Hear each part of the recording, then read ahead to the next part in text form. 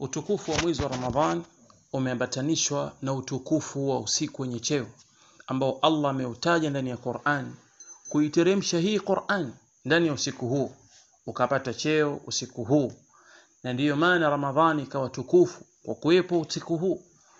Na huu ni usiku ambao Allah ameubariki umma huu pekee kwa ule uchache wa umri ambao ukadiria akawaekea minna ya wao kuweza kufanya amali katika usiku mmoja, amali ambazo zinalingana na miaka 83 au miezi 1000.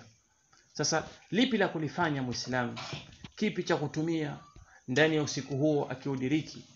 Hadithu sahihu afdalu ma yud'a bihi fi lailatul qadr, kilichokuwa bora kitachoombwa kwacho katika usiku wenye cheo, ambaye ametaja Imam Tirmidhi wa ghayruhu wa sahahu al-Albani an Aisha radhiyallahu anha qalat qultu ya Rasul Allah, nilisema kumwambia ewe mtume wa Allah, araaita in alimtu ayu laylatin laylatul qadr, hebu nijuze ya Rasul Allah, hebu nipe habari ikiwa nitautambua ni upi usiku wenye cheo, ma aqulu fiha, niseme kitu gani ndani yake?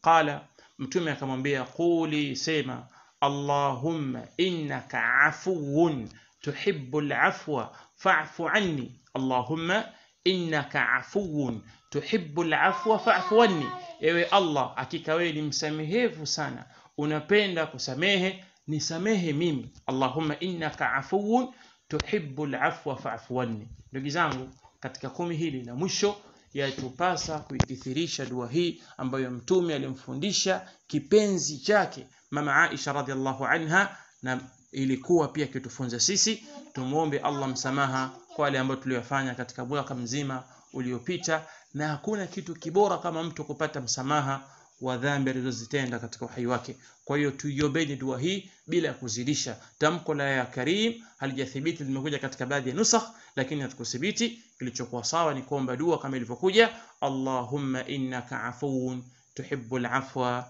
fa'fu anni, wallahu a'lam.